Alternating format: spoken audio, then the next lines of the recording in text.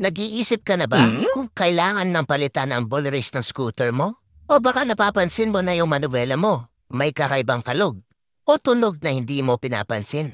Tara, pag-usapan natin kung bakit mahalaga ang ball race at tuwing kailan mo ito dapat pinapalitan. Kung hindi ka pa nakalike at follow sa aming page, baka naman.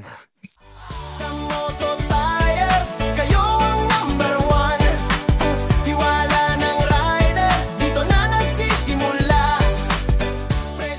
Ano, hintay mo pa ba magkaganto ang ball race mo? Kulang-kulang na ang bola at nangangalawang? Bago ang lahat, syempre advice ka muna ng mekaniko kung anong naging problema at anong iiwasan dapat para hindi magkaganto ulit ang motor mo. At kung makikita nyo sa video, tatanungin ka muna kung anong desired brand ang gusto mo.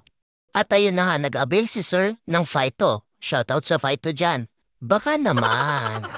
Ang ball race ay nakalagay sa steering head ng motor. Siya ang nagpapadulas at nagbibigay ng smooth na galaw sa pagliko. Kapag bago at maayos ang ball race, steady at kontrolado ang handling. Pero kapag luma na o sira, pwede magdulot ng kalog sa manibela, mabigat o sumasabit na pagliko, kakaibang click o lagutok sa harap pagkabawas ng stability, lalo na sa mabilis na takbo. Karaniwan, nasisira ang ball race dahil sa kalawang, alikabok, tubig ulan, o dahil sa tagal ng paggamit, lalo na sa lubak. Dito sa Moto Tires, tinitiyak namin tama ang pagkakakabit gamit ang proper tools para hindi masira ang race seat. At gumagamit kami ng quality ball race set para matagal bago ka ulit magpa-repair.